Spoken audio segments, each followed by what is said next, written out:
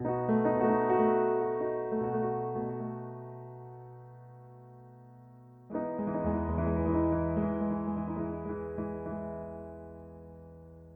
ténèbres recouvraient la ville.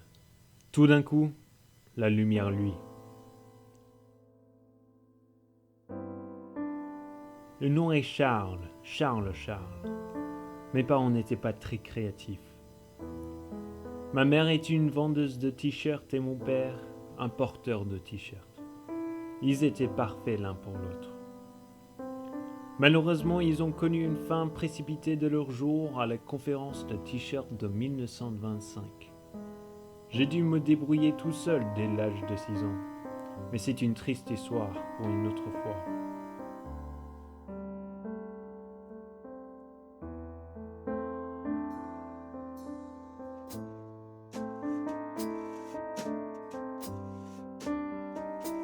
Je suis un détective privé.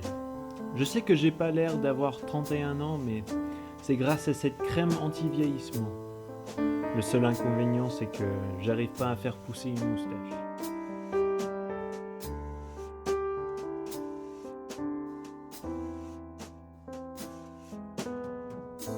On m'a invité à une soirée. Je suis pas du genre à participer à cette festivité. La lourdure de la vie et du travail m'ont endurci tellement qu'on peut en mettre une fondation et construire un immeuble dessus.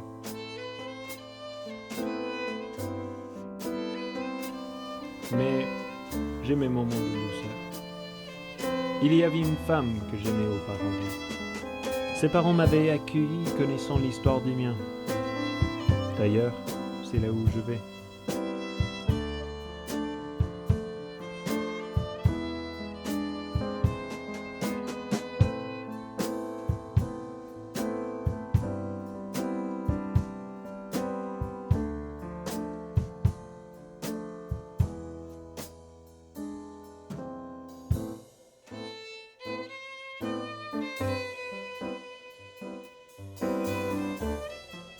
Celui-là, c'est Serge, mon ancien beau-père. Il est le patron d'une grande entreprise, un homme ambitieux. Sa femme Françoise et lui ont organisé cette soirée. Lui, c'est Albert, un ami de Serge, qui a prêté la maison pour le dîner. Tout ce que je sais de lui, c'est qu'il est un grand bisounours. Le fils capricieux Eugène, sale morveux. Entre lui et son père, ça va pas très bien. Viviane, mon ex-femme, elle m'a quitté pour une broutille. Je lui en veux encore un peu, mais elle avait sûrement ses raisons. Voici Maurice, l'ex-mari de mon ex-femme. Il a enfin purgé sa peine. Marie, allez chercher de quoi nous rafraîchir, s'il vous plaît. Oui, tout de suite. Oh, Marie. Merci bien. Merci, Marie. Bah, c'est très bien choisi, parce que Marie, Merci bien. Je sais que vous allez être choqués par les personnes qui sont ici ce soir, mais c'est pour une bonne cause. Ce soir, je vous demande d'oublier nos différences et d'apprendre à aimer.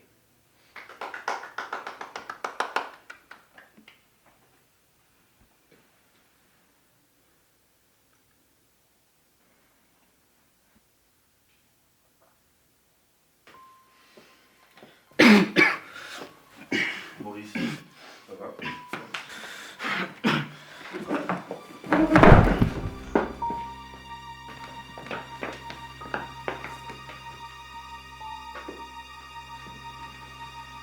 Oh là là, un mort à mon dîner. Va appeler la police. Tout de suite, tout de suite.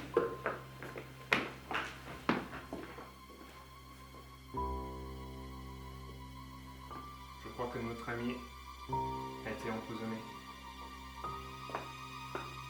À tous les coups, c'est Viviane, cette vipère. Qui, moi? Non mais tu t'es vu? T'as plus une tête de psychopathe qu'autre chose. C'est pas ça. Ça, il vient de tomber. C'est un coup monté de gêne. C'est pas le moment. Alors, arrêtez de se Je le lis dans ses yeux. Moi, j'ai rien fait. Cela devrait être la police.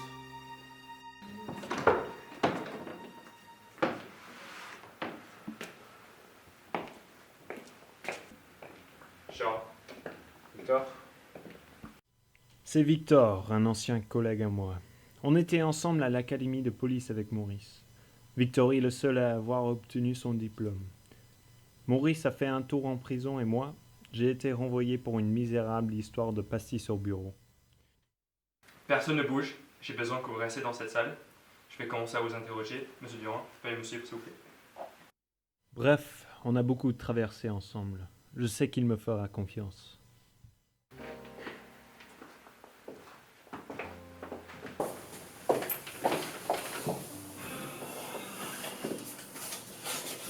Vous vivez ici? Non, la maison appartient à Albert. J'habite de l'autre côté de la ville. D'accord. Quelle est votre relation avec Monsieur de Vernier? Avant la séparation, il était marié à Viviane, votre fille, par conséquent faisant de lui votre beau-fils. Ah oui, comment vous le saviez? J'ai des yeux et des oreilles partout. Maurice et moi, on était à l'académie, ensemble. J'ai rien à voir dans cette affaire. De base, j'étais juste là pour le champagne. Monsieur Eugène Durand, on sait très bien qui vous êtes. Le bruit court qu'on vous a récemment aperçu en train de faire des affaires clandestines dans le 6e. Ce genre de plaisir est éphémère, Eugène. Aucun secret ne reste caché pour toujours. Ah, fallait le dire avant. Personnellement, j'ai mes doutes sur Albert. C'est totalement suspect. Oh, vous savez, le champagne, ce n'est pas pour tout le monde. C'était une belle bouteille. Je pense que c'était le petit-fils du duc François de Champagne qui me l'avait offert pour la bar mitzvah du petit Jimmy. Une belle soirée. C'était une pleine lune. Donc, vous sous-entendez qu'il est mort avec des bulles? Ou bien c'était une réaction allergique. Je ne sais pas. En tout cas, Maurice n'était pas du genre à causer des ennuis. Malheureusement, ce genre d'accident arrive, et c'est la vie.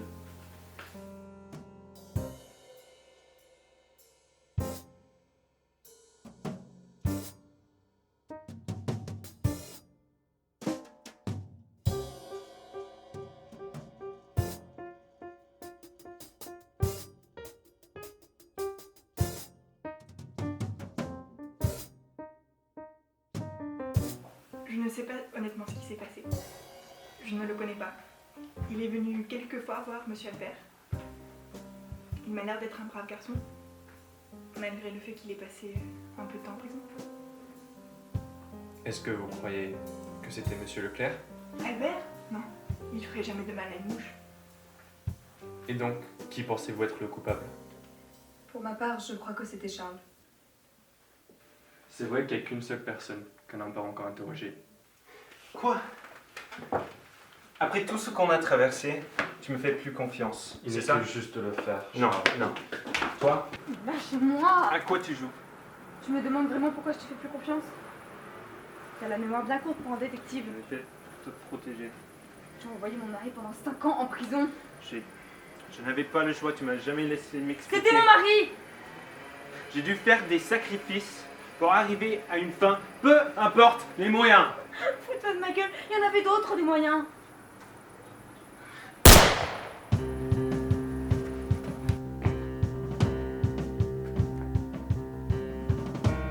Eugène, baisse cette arme. Je veux pas faire ça, Eugène. Je ne veux pas faire ça. Eugène. Eugène. Non.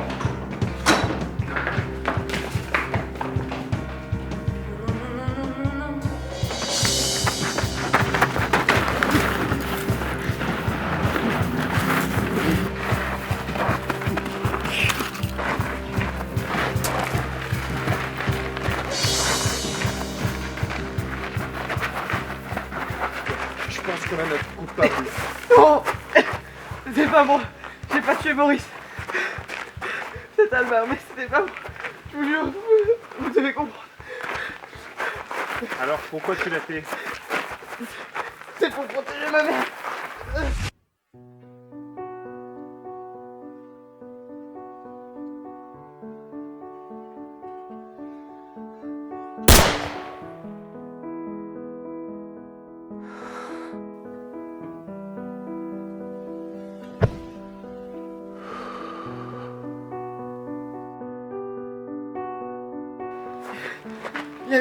Il y a une lettre dans ma poche.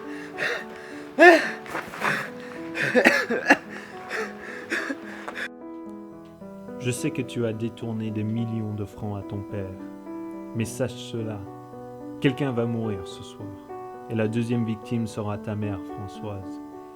Si tu tiens à sa vie, garde un œil sur Albert.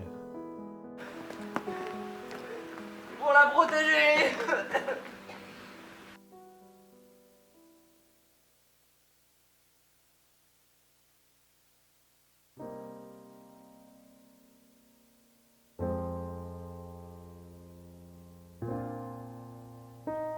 Eugène est donc responsable du meurtre d'Albert, peut-être de celui de Maurice aussi.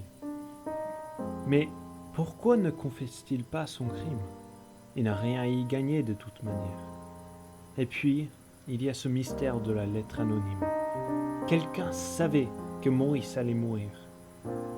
Il faut que je découvre la pièce manquante du puzzle.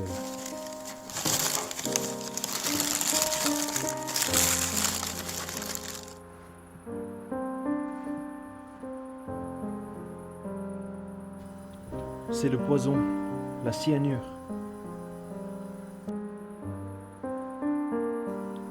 C'est l'odeur du verre de Maurice.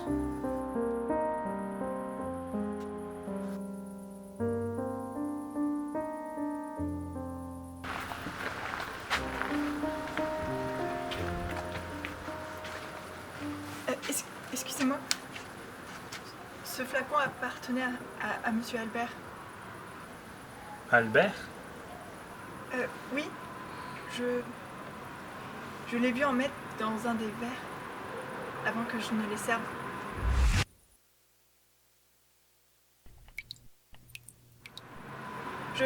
Je pensais que c'était du whisky. Si j'avais su, jamais je ne les aurais servis. Du whisky dans du champagne? C'est pas mal comme idée.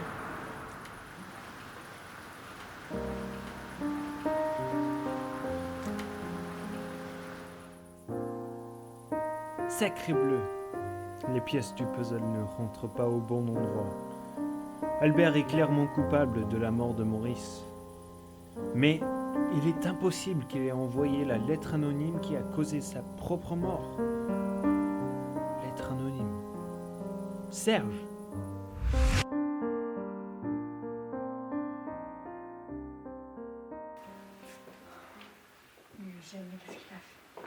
Serge, j'ai besoin de ta lettre. Quelle lettre? La lettre anonyme que tu as reçue ce soir, qui est dans ta poche.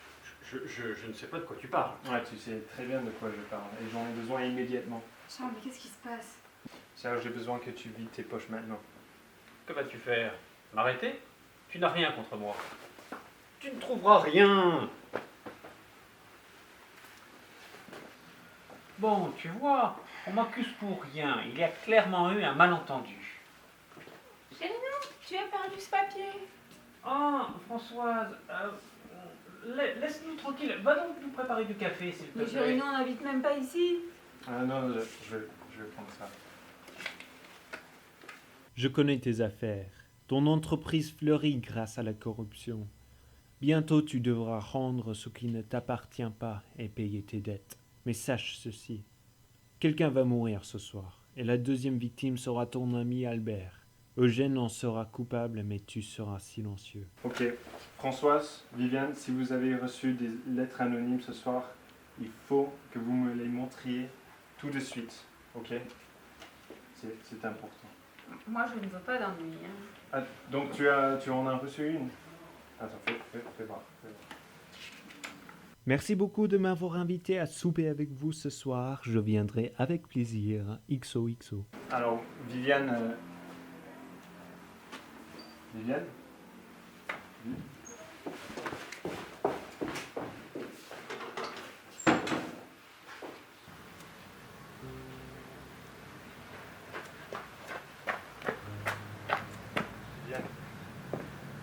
Viviane, qu'est-ce que... Viviane, non.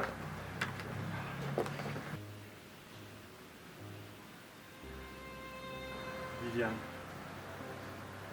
Je suis désolée, Charles. Je ne veux plus rien avoir avec cette affaire. Je ne veux plus avoir d'histoire ni avec toi ni avec Maurice.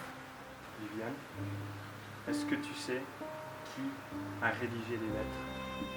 Bonsoir, chers amis. Maurice? C'est bien toi? En chair et en os. Mais pourtant on t'a vu mourir. C'était donc pas du poison. Tu as dû remplacer la cyanide avec de l'adénosine qui arrête les battements pendant 1 heure. Monsieur détective a résolu le mystère. Donc là, j'imagine que c'est le moment où tu nous dévoiles comment tu as mené à terme ton plan magnifique afin d'obtenir ta vengeance tant attendue. Et bien évidemment, tu vas me tuer. Très original. Écoute, ça fait 5 ans que j'attends ce moment. Laisse-moi te faire entendre ce que j'ai à te dire. Bon, allez, t'as 2 minutes de chrono.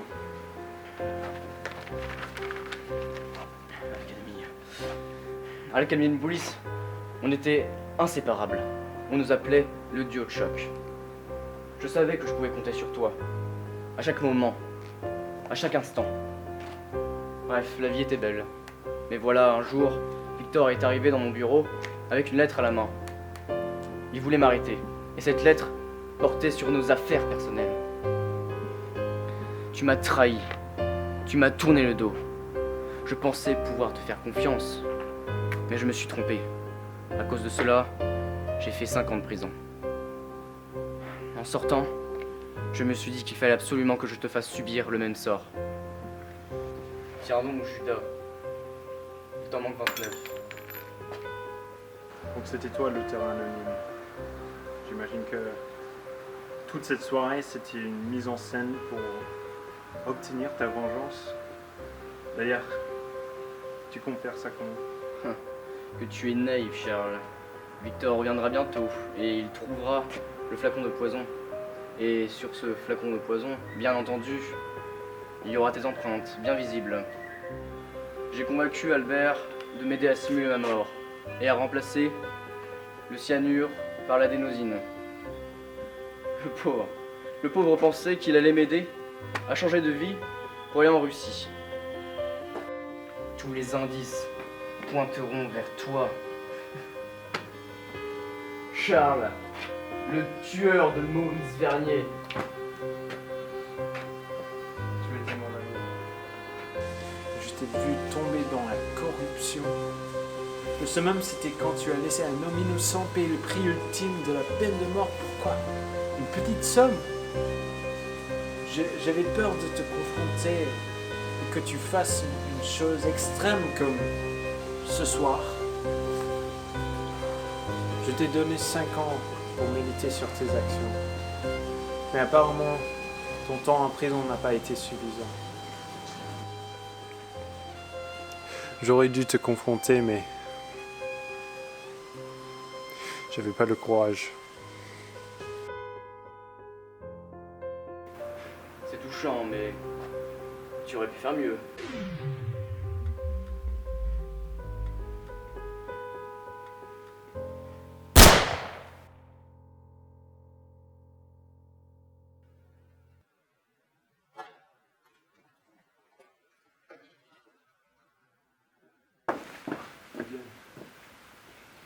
Tu l'as sorti d'où ce flingue? C'était à Eugène. Écoute, je sais que tu es quelqu'un de bon, mais sache que je ne veux plus rien avoir à faire avec toi. Je ne peux plus supporter le jeu. Peut-être qu'un jour je changerai d'avis, mais en tout cas c'est comme ça pour aujourd'hui.